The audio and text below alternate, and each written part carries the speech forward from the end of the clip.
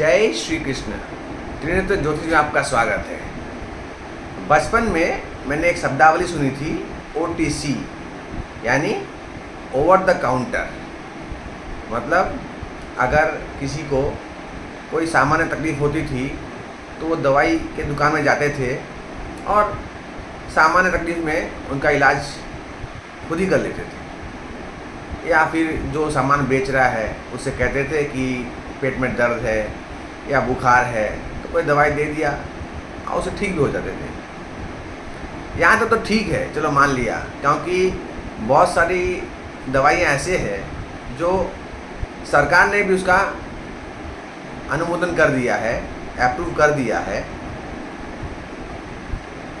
परंतु आजकल मैं देख रहा हूँ लोग इसे जेमस्टोन में भी इस्तेमाल कर रहे हैं। OTC जेमस्टोन्स यानी आप किसी से मिले, उसे कुछ जानकारी है ज्योतिष के बारे में और उन्होंने कहा कि फला फला रत्न आप पहन लीजिए, आपका भला होगा, और आपने पहन लिया।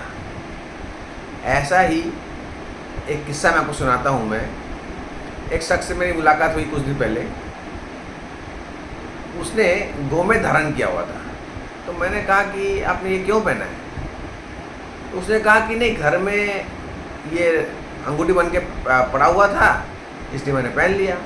क्या हुआ? अरे नहीं। और उसने चांदी का छल्ला भी पहना हुआ था, यानी कि शुक्र को भी चार्ज कर रहा था और राहु को भी चार्ज कर रहा था।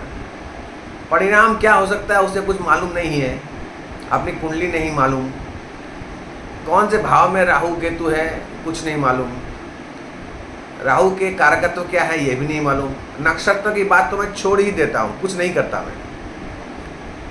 तो इसके भयंकर परिणाम भी आ सकते हैं। तो मैं ये कहना चाहता हूँ कि कृपया आप इस तरह से जेमस्टोन मत पहनिए।